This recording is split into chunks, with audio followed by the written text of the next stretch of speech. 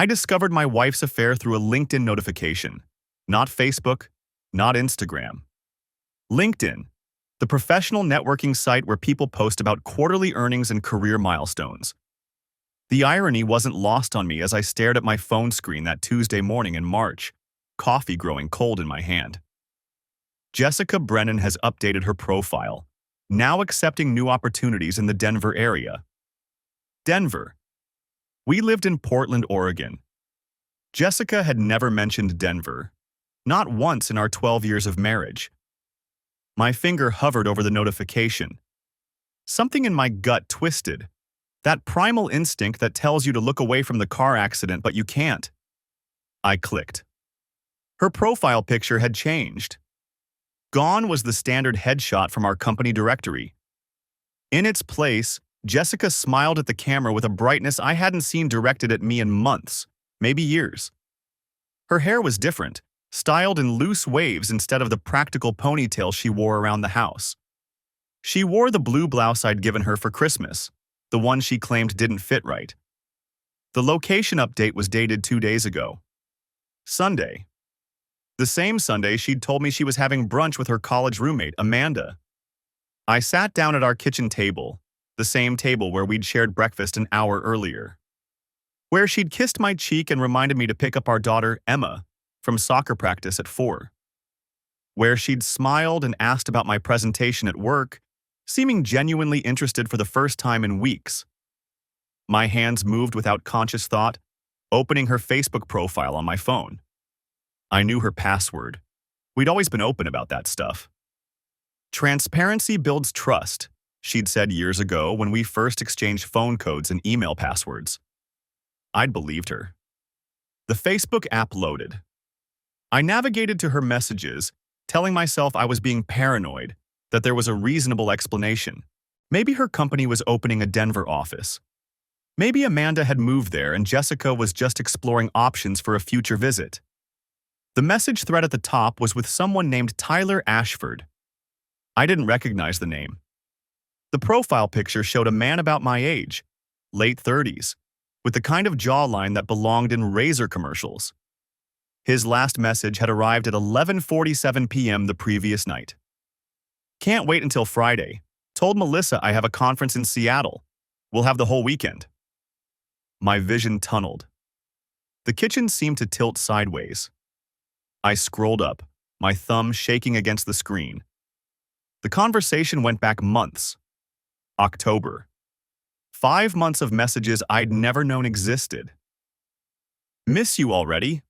Last night was incredible. Counting down the days until I can wake up next to you every morning. Looked at apartments in Capitol Hill today. Found a perfect 2-bedroom. Emma would love the park nearby. Emma. Our daughter. Our 9-year-old daughter who still believed in fairy tales and happy endings. They were planning to move my daughter to Denver. The coffee mug slipped from my other hand, shattering against the hardwood floor. I didn't move to clean it up. Couldn't move.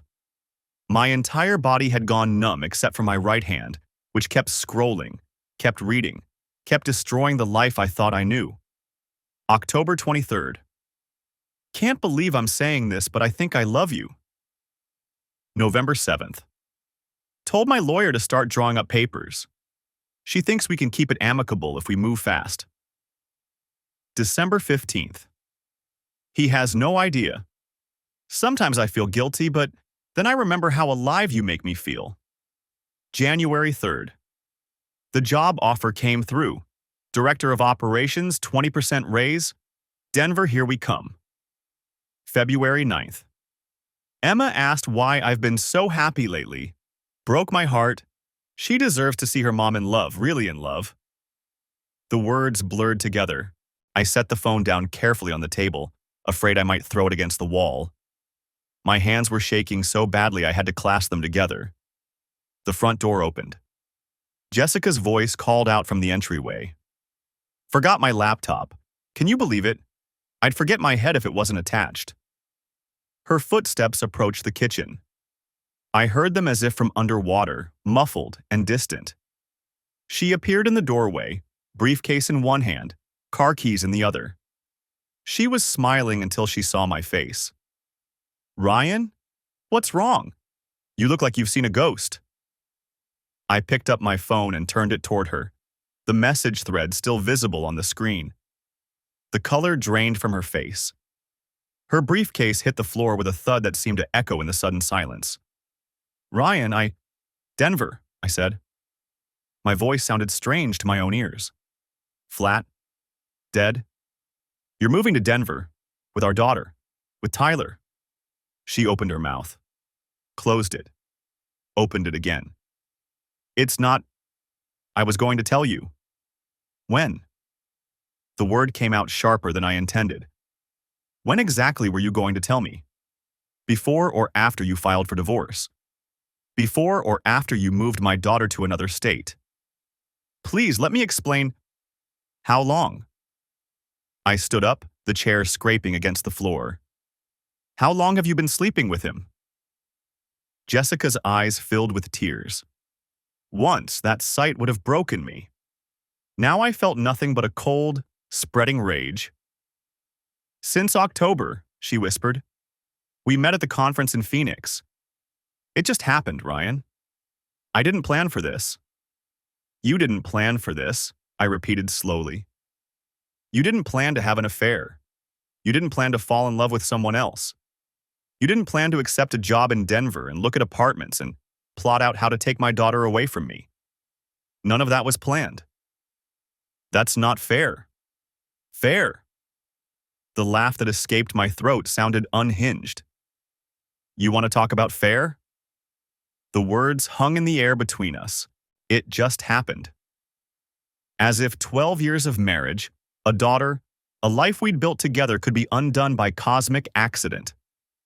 Get out, I said. Ryan, please, get your laptop and get out. She stood frozen in the entryway, mascara starting to run. We need to talk about this. About Emma. About... You want to talk about Emma? My voice came out harder than I'd intended. You mean the daughter you were planning to move to Denver without discussing it with me? The apartment hunting you've been doing with your boyfriend? That Emma. Jessica flinched. I wasn't going to just take her. I was going to tell you. When? After you'd already accepted the job? After you'd signed a lease? Or were you going to wait until the moving truck showed up? I held up my phone, the messages still glowing on the screen. October, Jessica. You've been planning this since October. 5 months of lying to my face every single day. It wasn't like that. Then what was it like?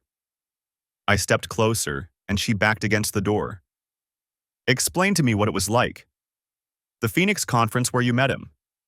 The Seattle trip that wasn't actually Seattle. The late nights working that were really you planning our daughter's future with another man. Her briefcase slipped from her fingers, hitting the hardwood with a dull thud. I didn't mean to fall in love with him. The words hit like a physical blow. Love. Not just an affair, not just a mistake. Love.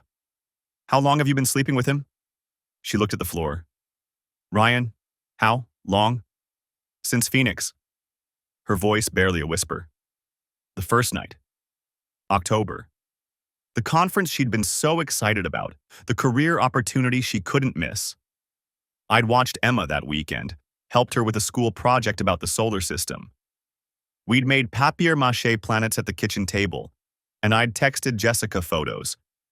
She'd responded with a heart emoji. She'd sent me a heart emoji while she was in bed with Tyler Ashford. Get out, I said again. Take your laptop and go. Where am I supposed to go? I don't care. Hotel, Tyler's place in Denver. Hell for all I care. I walked past her and opened the front door. But you're not staying here. I have rights, Ryan. This is my house, too. Then call your lawyer, the one you've already consulted about the divorce. I gestured to the open door. I'm sure they'll explain your rights to you. She didn't move. Outside, Mrs. Patterson from across the street was getting her mail, pretending not to notice the scene playing out on our porch. Jessica's eyes darted to the neighbor, then back to me. Can we at least do this inside? People are watching. You should have thought about that before you decided to blow up our lives. But I stepped back anyway, let the door close. Not for her sake. For Emma's. Our daughter didn't need the whole neighborhood knowing her mother was a cheater before she even knew her parents were splitting up. Jessica grabbed her briefcase, clutched it to her chest like a shield. What are you going to tell Emma? The truth. Ryan, no. She's 9 years old. She doesn't need to know that her mother's a liar? The words came out cold. That you're planning to uproot her life for a man she's never met? What exactly doesn't she need to know? Please don't do this. Jessica's tears were flowing freely now. Don't punish her because you're angry at me. I'm not punishing anyone.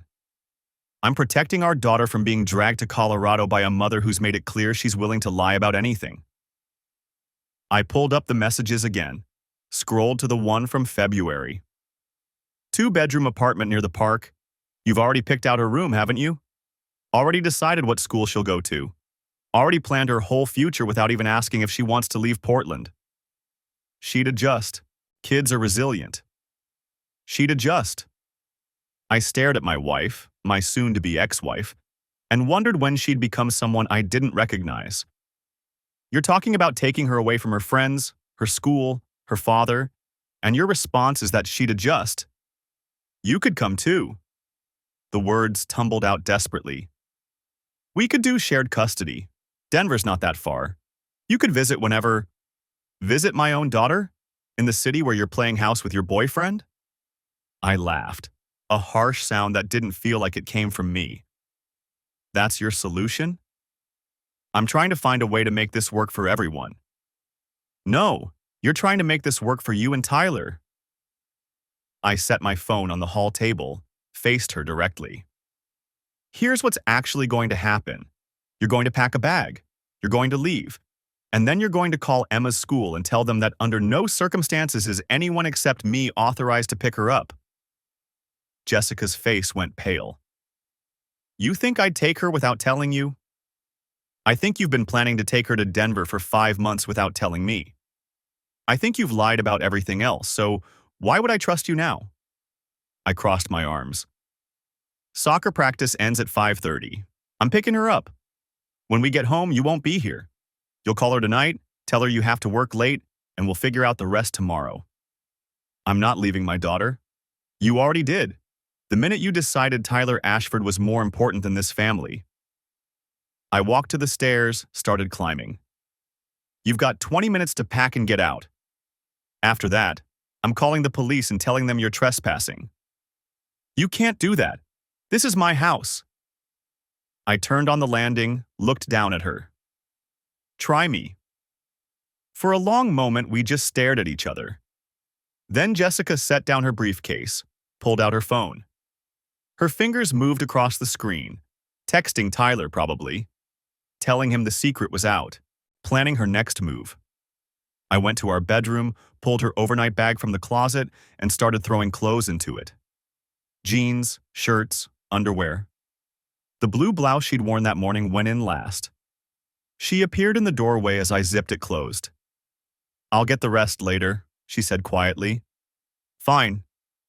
Ryan, don't. I handed her the bag. Just don't. She took it, fingers brushing mine. I pulled away like I'd been burned. Downstairs, I heard her moving through the house, gathering her laptop, her charger, her work files. The front door opened. I love Emma, she said from the entryway. Whatever you think of me, I love our daughter. Then you'll understand why I'm not letting you take her to Denver. The door closed. Through the bedroom window, I watched Jessica load her bag into the trunk of her Camry, climb into the driver's seat. She sat there for a minute, phone pressed to her ear. Then the car pulled away from the curb and disappeared down the street. I sank onto the edge of the bed. Our bed, where we'd slept together for 12 years, where Emma had crawled in on Saturday mornings for pancakes and cartoons. My hands were shaking. The whole house felt different now, contaminated by the knowledge of what Jessica had done. Every surface, every room held memories that had been rewritten in the last hour. My phone buzzed. A text from Jessica. I'm sorry. I never wanted to hurt you. I deleted it without responding. Another buzz. Tyler's LinkedIn profile had updated. Excited to announce I'll be joining the Denver team full-time. The irony wasn't lost on me. LinkedIn, where this whole thing had started, now announcing Tyler's victory lap. I screenshotted it, added it to the folder I'd created of Jessica's messages. Evidence for the lawyer I'd need to call. I had 2 hours before Emma got out of soccer practice. 2 hours to figure out how to tell my 9-year-old daughter that her mother had left, that everything was about to change, that the fairy tale she believed in didn't exist. I called my brother first. Ryan, what's up? Kevin's voice carried the easy confidence of someone whose Tuesday morning hadn't just detonated. Background noise suggested he was at a coffee shop. The hiss of espresso machines, murmured conversations. I need you to pick up Emma from soccer practice today. 4:30 at Laurelhurst Park. Silence. Then, you okay? You sound… Jessica's gone. Left about an hour ago. I'll explain later, but I need to know Emma's covered while I make some calls. Jesus. Yeah, of course, I'll get her. What do I tell her? That mom had to leave town for work. Emergency. I'll handle the rest when I get home tonight. Ryan, what happened? Later, I promise, just keep her busy. Maybe grab dinner, take her to that arcade she likes. I need a few hours. Kevin agreed, still sounding confused, but he didn't push. That was the thing about brothers. Sometimes they just showed up. Next call. My office. I left a voicemail for my supervisor claiming a family emergency, taking the rest of the week as personal time. The words felt hollow, bureaucratic. Family emergency didn't begin to cover finding out your wife had been planning to steal your daughter and relocate 4 states away. Then I sat at the kitchen table with Jessica's laptop still open, those Facebook messages still glowing on the screen, and I did what every divorce attorney would tell you to do. I documented everything. I took screenshots. Every message, every photo, every mention of Denver or Tyler Ashford or the apartment with the park view. I saved them to a cloud drive Jessica couldn't access, then emailed them to myself from 3 different accounts. Paranoid? Maybe. But I'd learned something about Jessica in the past 2 hours. She was capable of meticulous deception. I wouldn't put it past her to try deleting evidence. The LinkedIn profile update. The job posting she'd mentioned to Tyler, I found it in her saved items, a director of operations position at a tech startup in Denver's Rhino district. Salary range, $140K, $165K. She'd been making $115K here. The math checked out on her 20% raise. I found the divorce lawyer's contact info in her email drafts. Amanda Pritchard, family law specialist. Jessica had drafted an email to her, but never sent it. Probably decided a phone call was safer. The draft was dated February 18th, 3 weeks ago. Seeking consultation regarding custody arrangements for minor child on 9F. In anticipated relocation from Oregon to Colorado. Husband unaware of relocation plans. Need to understand legal requirements and timeline. My hands weren't shaking anymore. That initial shock had crystallized into something colder, harder. I forwarded the draft to my own email, then started searching for attorneys of my own. The first 3 family law offices I called couldn't see me until next week. The 4th, Patterson and Young, downtown Portland, had a cancellation at 2 o'clock today. I can fit you in, the receptionist said, but it's just a consultation. 30 minutes? I'll take it.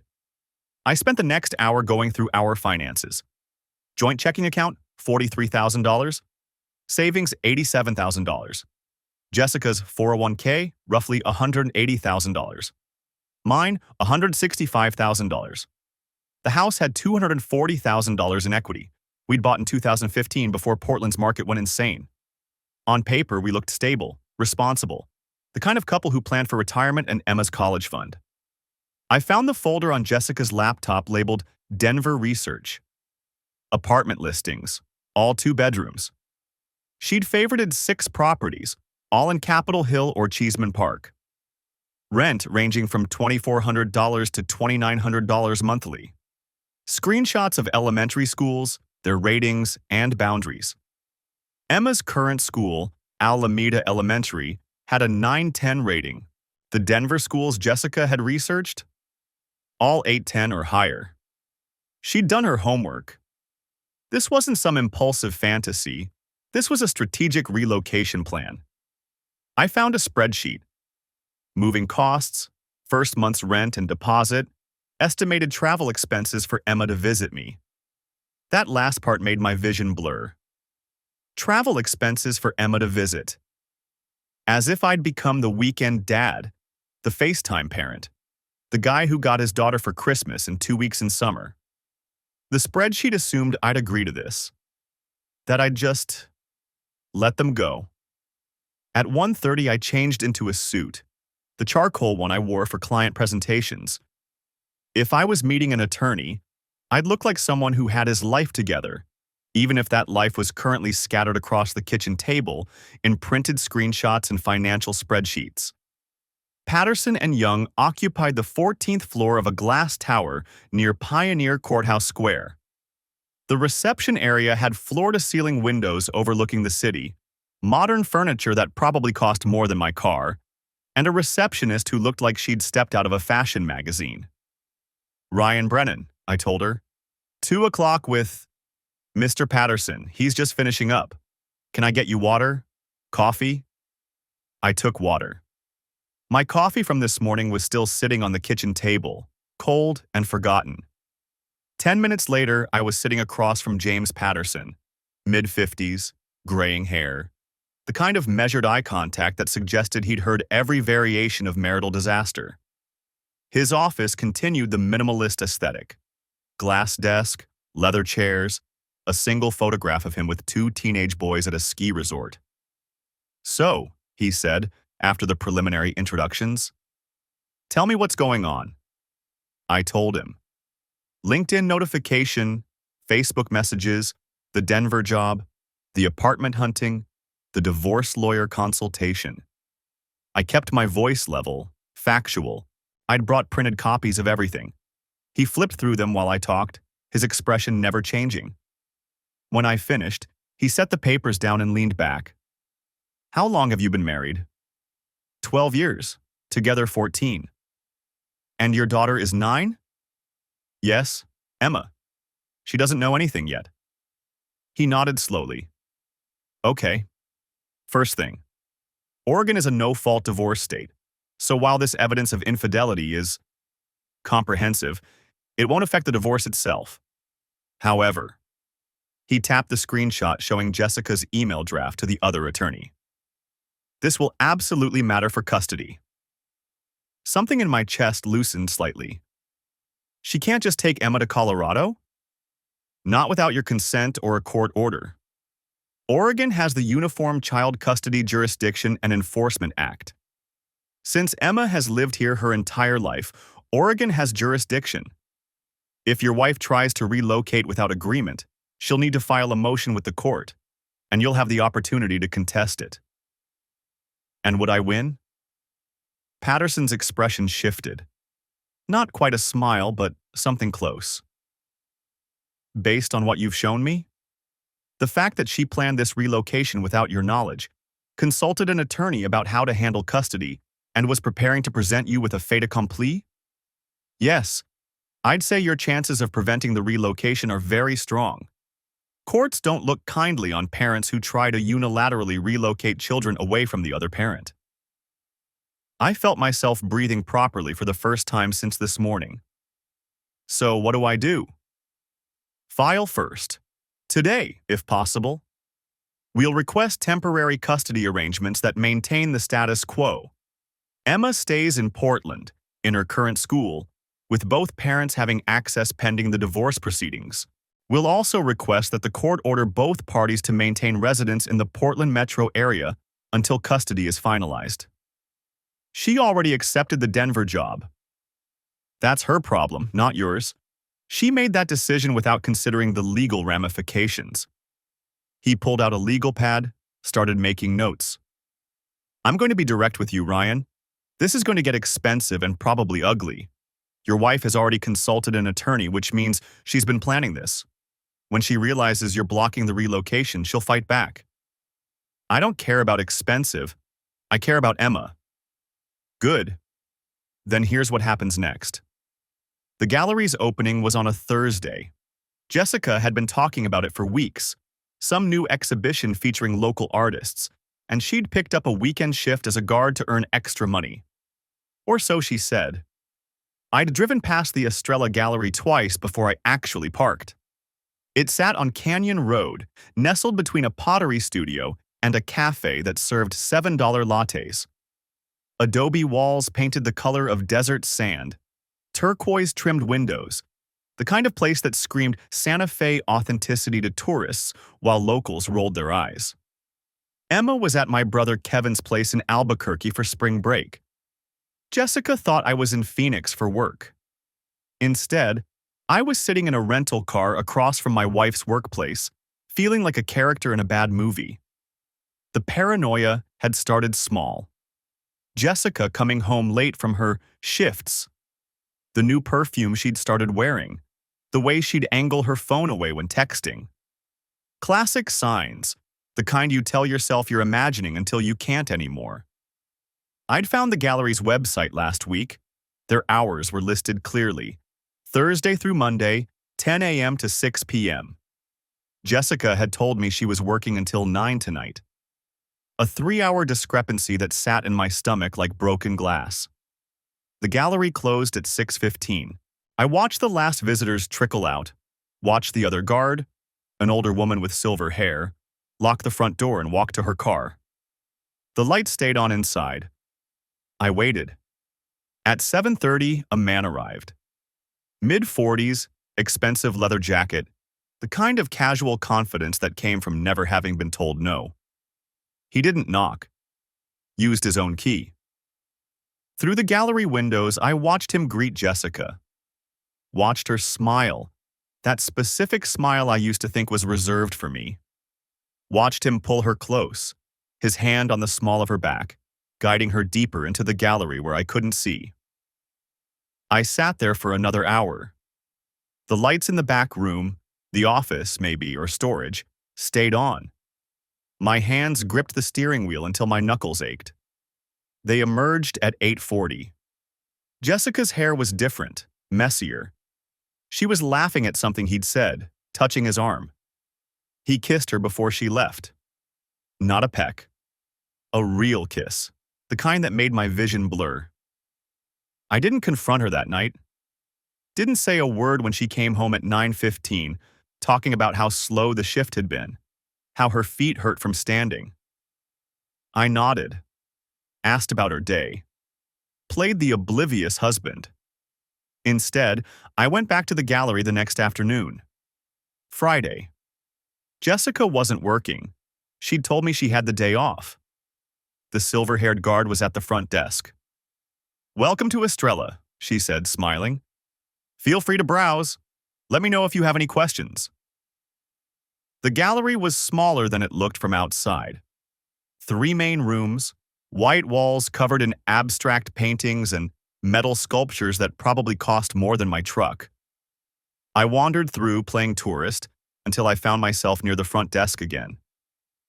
"These are incredible," I said, gesturing vaguely at a canvas covered in angry red slashes. "How long has the gallery been featuring this artist?" "Oh, that's Damian Cross. He's been with us for about 6 months now. Very talented." She said it with the rehearsed enthusiasm of someone who'd given this speech 100 times. Damian Cross. I filed the name away. "Do you ever do private viewings for collectors?" "Sometimes, yes. You'd need to speak with the owner, but we can arrange special hours for serious buyers." "And the guest book?" I nodded toward the leather-bound book on her desk. "Do private viewers sign in?" "Everyone signs in," she said, patting the book fondly. "Mr. Cross insists on it. Says he likes knowing who appreciates his work." I signed it. Ryan Brennan, Portland, Oregon. My handwriting looked too steady for how I felt inside. That night, I told Jessica I needed to run to the hardware store. Instead, I drove back to Canyon Road and parked in the same spot as before. Waited until the gallery closed. Waited until the silver-haired guard left.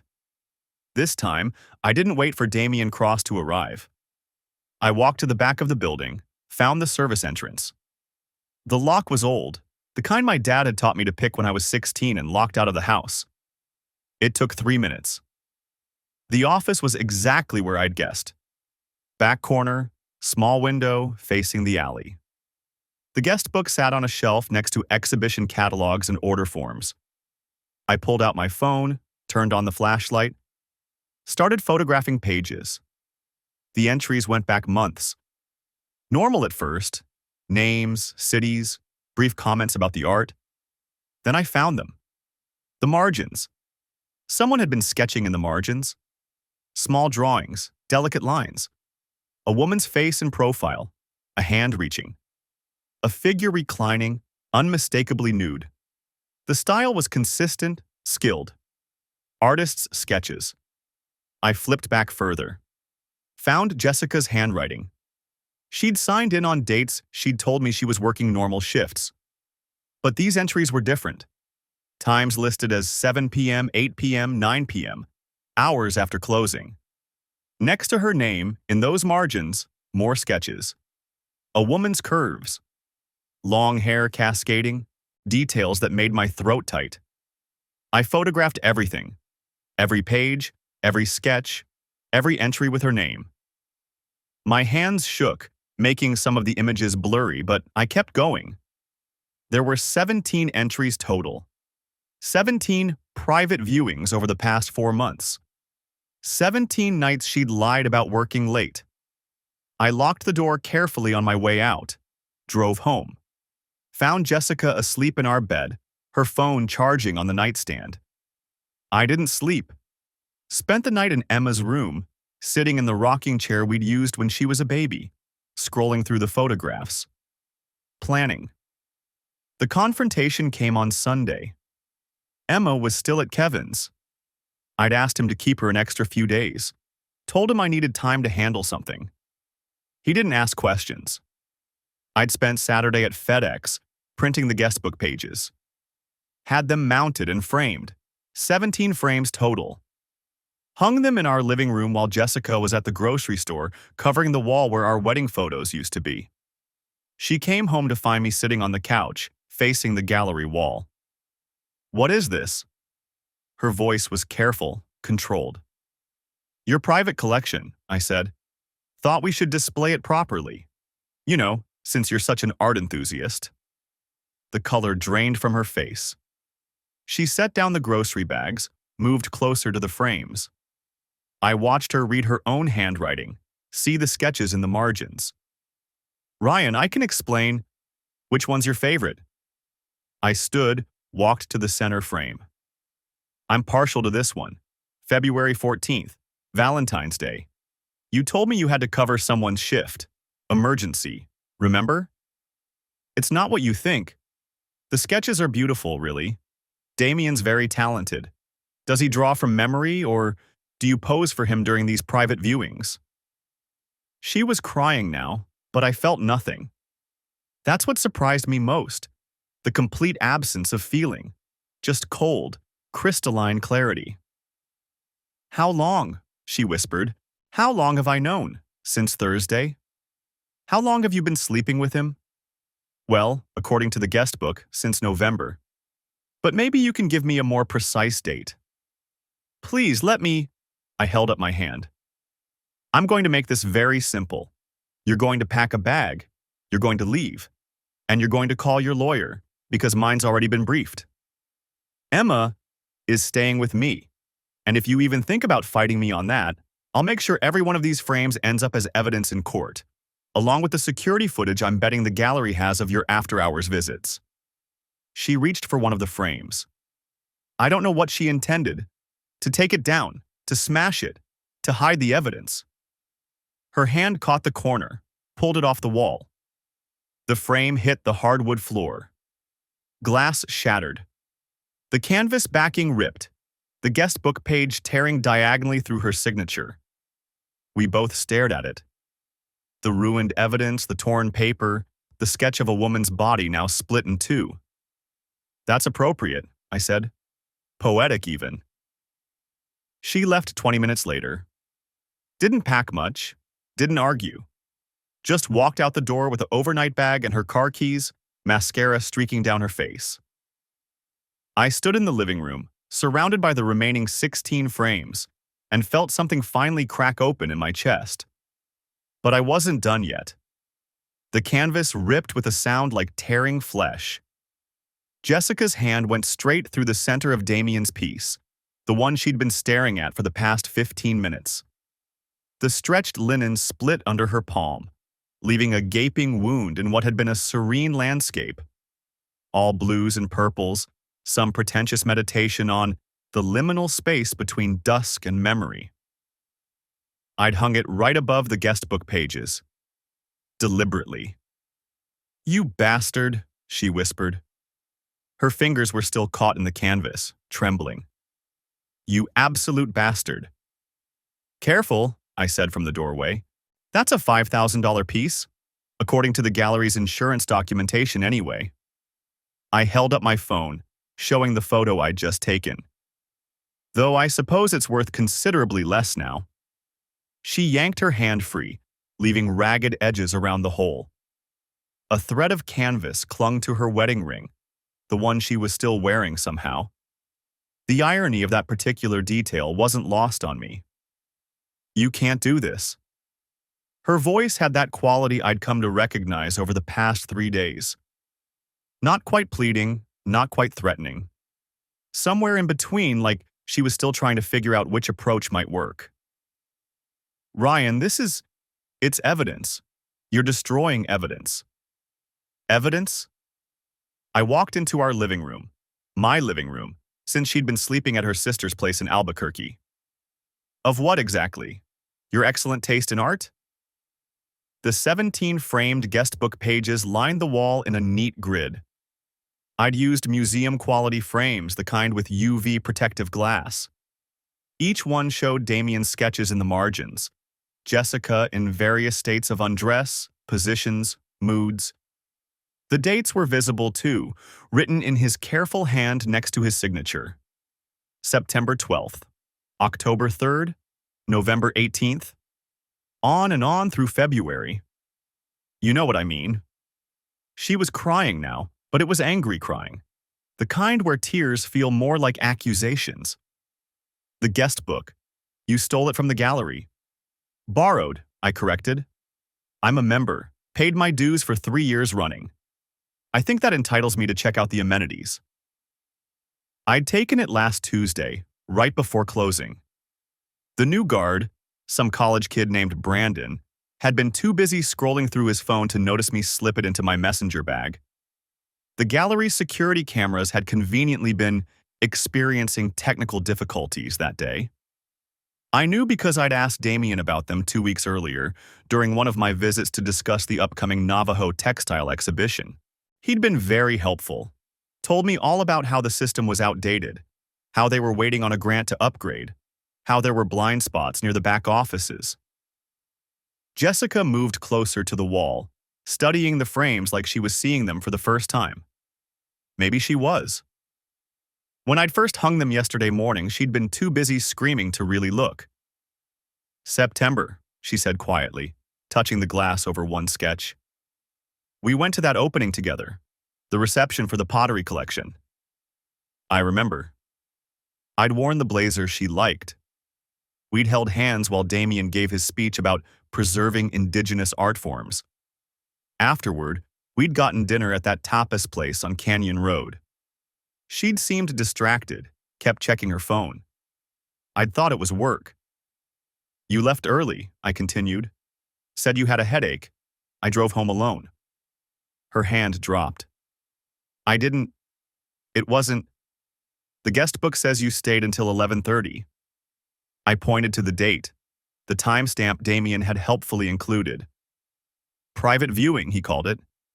"Very exclusive." She turned to face me. Her mascara had run, leaving dark tracks down her cheeks. 3 days ago, that might have moved me. Now it just looked like stage makeup, like she was performing grief instead of feeling it. "What do you want?" she asked. "You want me to say I'm sorry?" "Fine. I'm sorry. I made a mistake. I made a lot of mistakes." "That's the thing about mistakes," I said. "They're usually singular events. You trip, you fall, you get back up. This?" I gestured at the wall. "This is a pattern. This is a choice you made 17 separate times over 5 months. It didn't mean anything." The words came out automatically, like she'd rehearsed them. Maybe she had.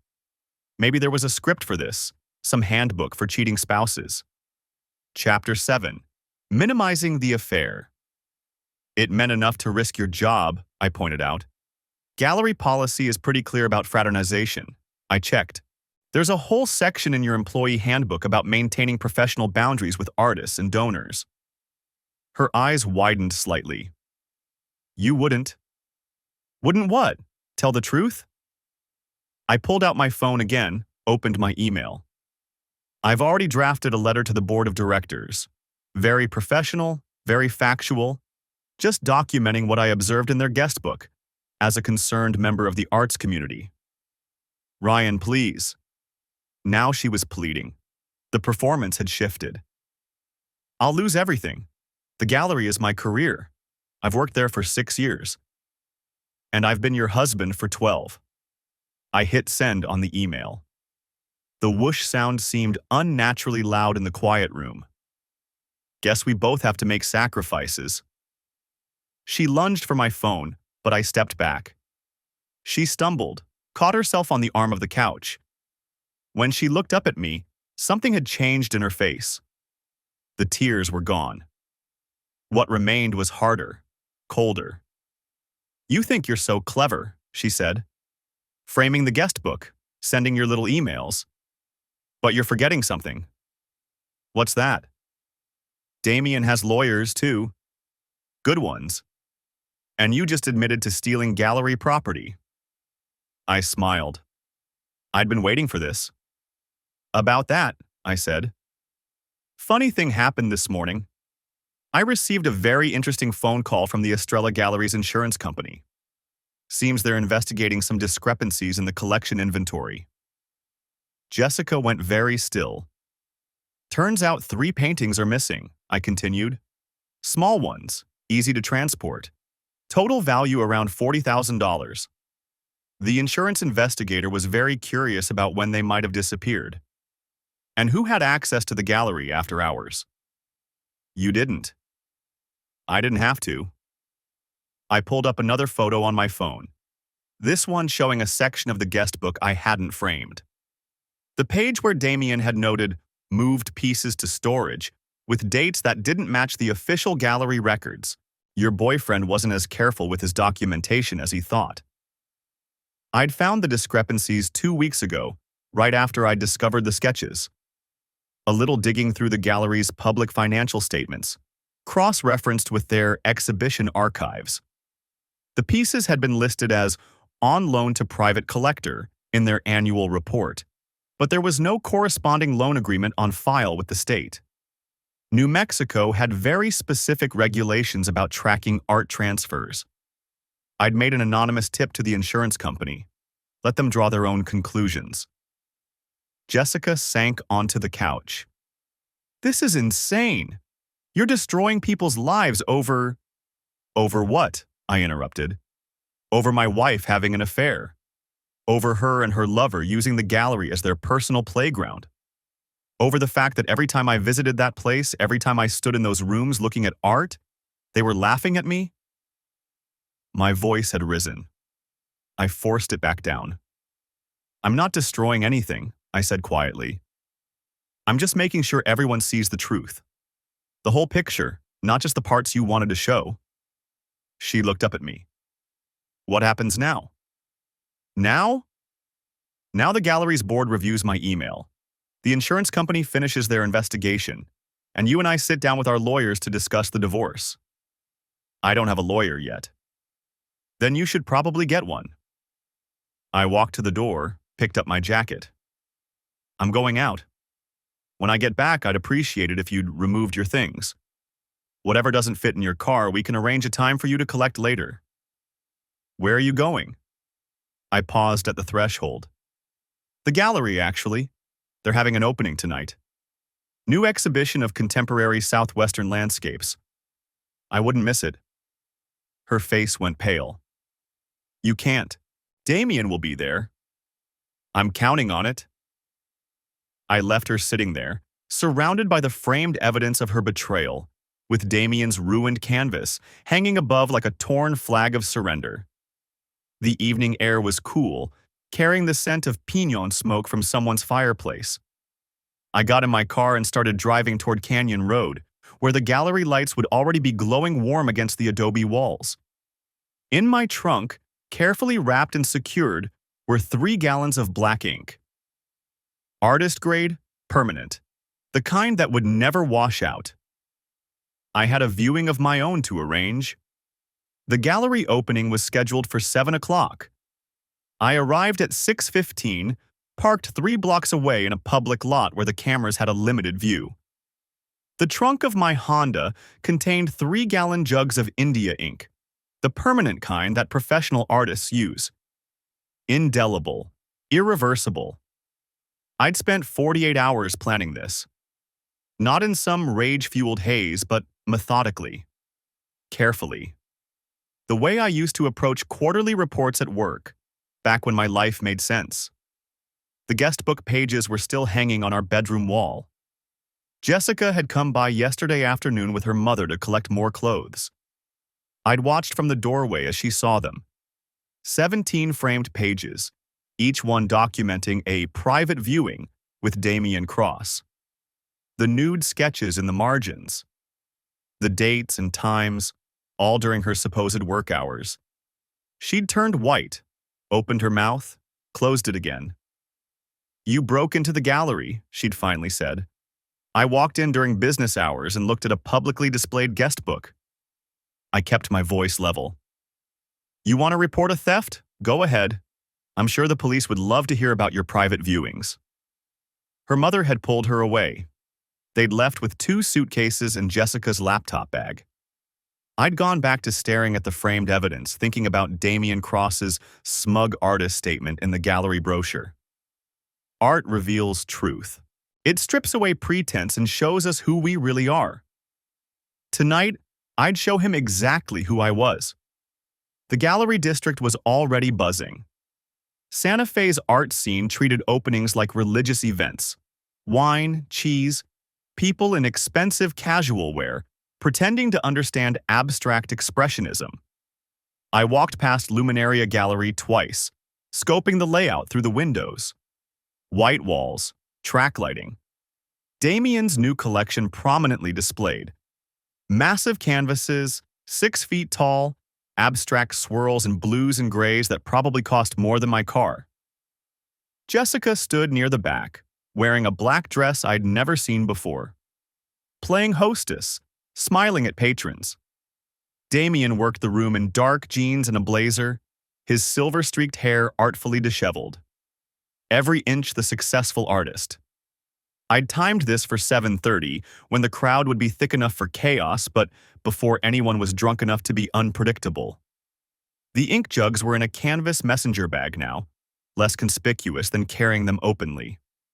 I'd transferred them in the car, wearing the latex gloves that were currently in my jacket pocket. At 7:20, I walked through Luminaria's front door. The gallery was packed. Maybe 70 people, all holding wine glasses, all performing the ritual of art appreciation. I grabbed a glass of red from the entrance table, needed to look like I belonged, and moved toward the main exhibition space. Damien's canvases dominated 3 walls. Convergence series, according to the placard. Prices ranged from $8,000 to $15,000. Several already had red dots indicating sales. I thought about the insurance investigation I'd triggered, about the gallery board reviewing Damien's acquisition records. about the financial discrepancies that would take weeks to untangle while lawyers got involved. This was faster. I positioned myself near the largest canvas. Convergence 7. Priced at $15,000, a sweeping abstract in Prussian blue and titanium white. Set my wine glass on a nearby bench. Reached into the messenger bag. The first jug came out smoothly. I'd loosened the cap earlier. One twist and it was open. I threw the entire gallon at the canvas in a wide arc. Black ink splattered across the blue and white, running down in thick rivulets. The effect was immediate and catastrophic. India ink doesn't wipe off, doesn't dilute easily, doesn't forgive. It soaked into the canvas like blood into cloth. Someone screamed. I was already moving to the second canvas, pulling out the next jug. Convergence. 4. $12,000 of gray and slate blue. The ink hit it dead center, exploding outward in a Rorschach burst. "Stop him!" Damien's voice, high and panicked, but I was faster. The third jug caught Convergence 2 on the left wall. Black ink cascading down pristine white, destroying months of work in seconds. Hands grabbed at my shoulders. I shrugged them off, emptied the last of the third jug across the nearest canvas, then reached into the bag for the chain and padlock I'd brought. 2 men tackled me before I could get to the gallery entrance. We went down hard on the polished concrete floor, my shoulder taking the impact. The messenger bag skidded away. Wine glasses shattered. "Call the police!" Jessica's voice, shrill with panic. I turned my head and saw her standing frozen near the back wall, both hands over her mouth. Damien pushed through the crowd, staring at his ruined canvases. His face had gone purple. "Do you have any idea those are worth? You just destroyed $45,000, I said calmly. The men holding me down had my arms pinned, but I wasn't struggling. Plus or minus, that's what the price tag said. "You're insane." Damien was shaking. "You're absolutely insane." "Maybe." I looked past him to Jessica. "But I'm not a thief, and I'm not a liar."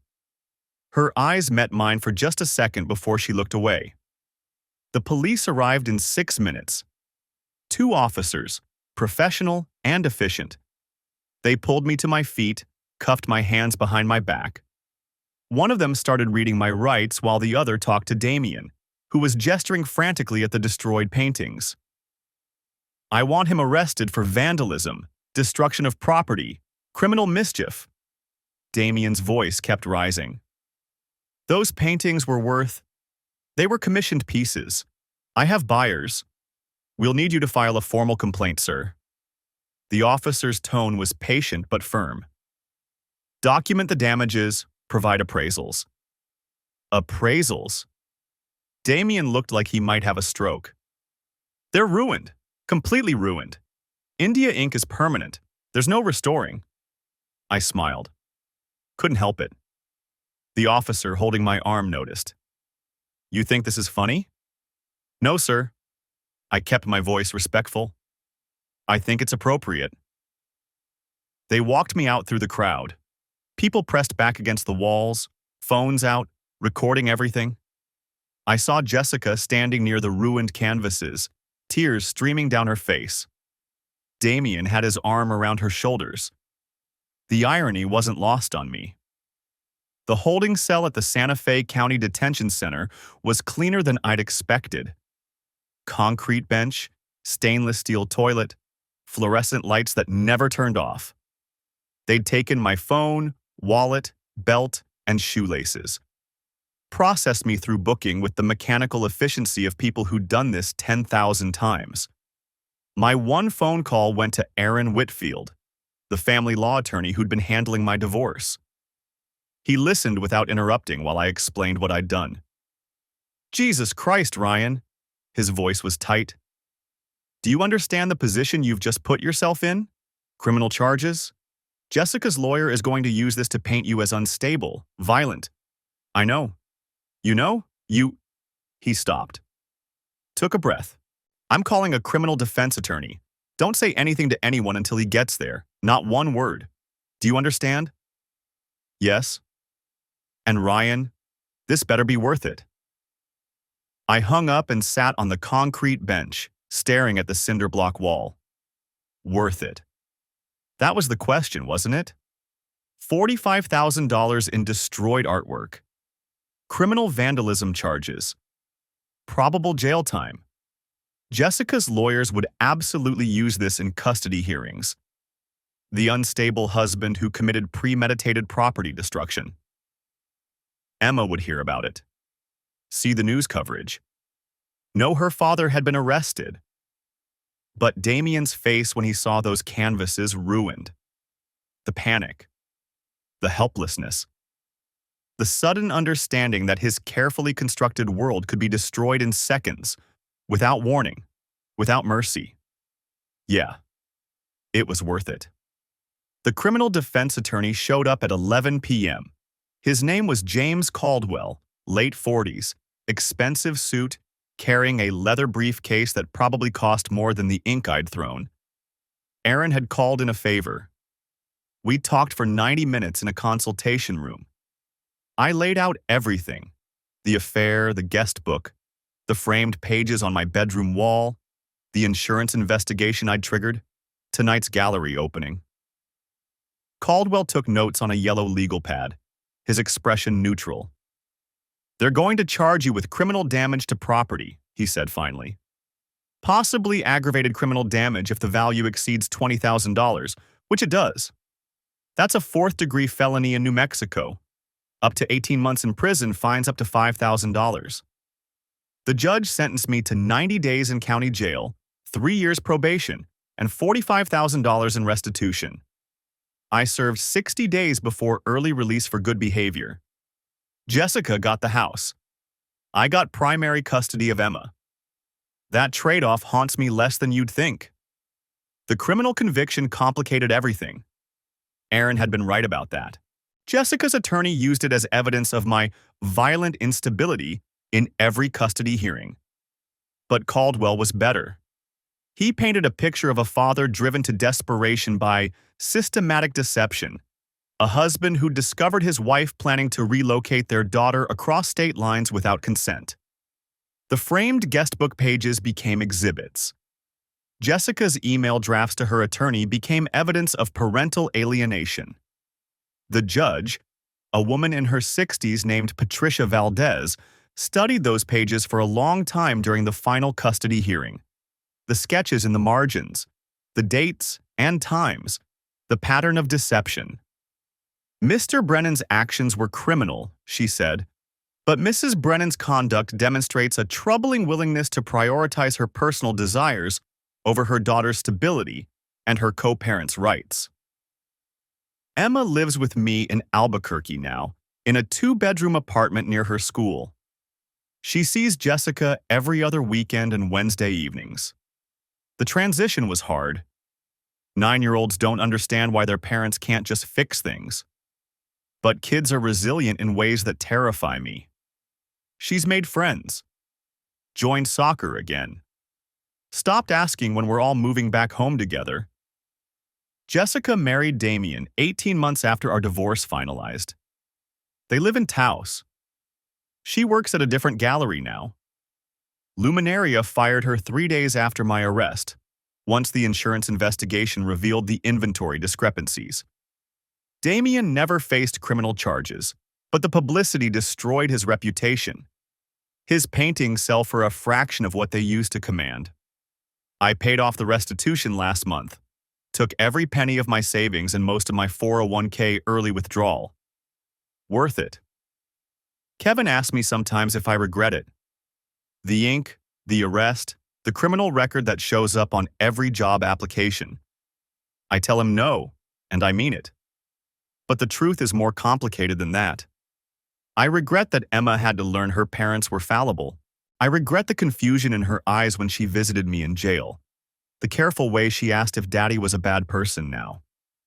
I regret that her understanding of love will always be colored by watching ours disintegrate. But I don't regret showing her that actions have consequences. That betrayal isn't consequence-free. That sometimes the right thing and the legal thing aren't the same thing, and you have to choose which matters more. The night before my sentencing, I took down the framed guestbook pages, packed them carefully in a box, stored them in Kevin's garage. Emma doesn't need to see them. Maybe someday, when she's older, I'll explain. Maybe I won't. Some truths are better left as abstract concepts rather than documented evidence. I think about Jessica sometimes, wonder if she's happy, if Damien makes her laugh the way I used to, if she ever looks at their wedding photos and sees the ghost of what she destroyed to get there. But mostly I don't think about her at all. What I think about is Emma, the way she concentrates when doing homework at our kitchen table, her laugh when we watch movies on Friday nights, the trust in her voice when she says goodnight, certain I'll still be there in the morning. That certainty, that's what Jessica tried to take from me. Not the house, not the money, not even the marriage itself. She tried to take my daughter's faith that her father would fight for her. So I fought. Illegally, excessively, in a way that cost me more than I'd planned. But I fought. The gallery opening was 3 years ago this month. Sometimes I drive past Luminaria on Canyon Road, see the new exhibitions in the windows. They renovated after the incident, new floors, new lighting, probably new insurance policies. The art world has a short memory for scandal. But I remember the weight of those ink jugs in my hands, the sound of Damien's voice cracking when he saw his work destroyed, the look on Jessica's face when she realized I wasn't going to quietly disappear. People talk about closure like it's something you achieve, a finish line you cross. But I've learned it's more like scar tissue. It covers the wound, but you always know where it was. You carry it. You move forward anyway. Emma asked me last week if I'd ever get married again. We were making dinner, spaghetti, her favorite, and the question came out of nowhere the way kids' questions do. Maybe someday, I told her, if I meet someone who makes me want to try again. Would you trust her? The question cut deeper than she knew. I stopped stirring the sauce, looked at my daughter's serious face. I'd try, I said. But trust isn't something you give all at once anymore. It's something you build, piece by piece, and you pay attention while you're building it. She thought about that, twirling spaghetti on her fork. Like Legos. Exactly like Legos. We ate dinner, did dishes, watched her favorite show about teenagers solving mysteries. Normal evening, normal life. The kind of normal I'd fought for, paid for, earned. The ink stains never came out of my jacket. I kept it anyway, hanging in the back of my closet. A reminder that some marks are permanent, and that's not always a bad thing. Some things should leave a stain,